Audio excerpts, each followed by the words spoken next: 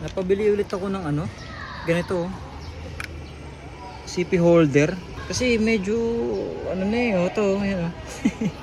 Naupod. So kapag katayo na, tapos habang nagda-drive ka, unti-unti bumababa siya, dumudulas na to. Wala na siyang masyadong kapit. Kaya ito, napabili ulit ako ng panibago. Pero Motowolf pa rin. Kaya ito nagkaganito kasi, pangari, ganyan siya. Ganyan. Ang siste ko kasi kapag halimbawa meron akong gustong videoan, ay nandito siya, di ba? Halimbawa, nandito siya. Iakit ko talaga siyang ganyan, no?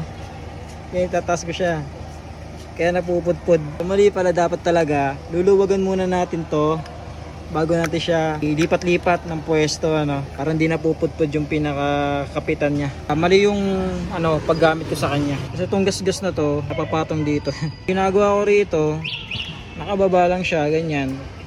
Ganyan ang setup ko rito sa CP holder na yan. Hindi ko na siya gagawin dito sa may bago na tayo. Pero the best tong Motowolf, no? Okay na okay, sobrang tibay na ito. Hindi ako nalaglagan dyan kahit kailan.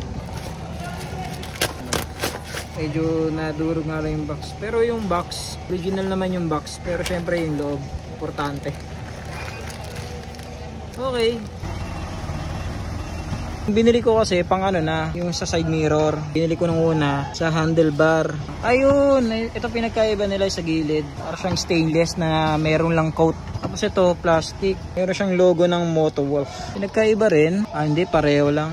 Yung font, pareho naman. Ito, tinan nyo, magaspang. Ito namang luma, makinis na. Kasi nga, napudpud na siya. Ito lang talaga yung pinagkaiba, higpitan.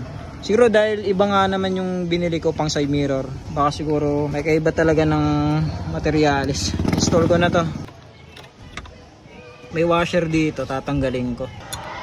Para kahit pa paano maging malalim. Kasi syempre, dadagdag tayo rito eh. Oh. Sa likod sana eh. Pag ganun sana, kaya lang alanganin. Dito na lang.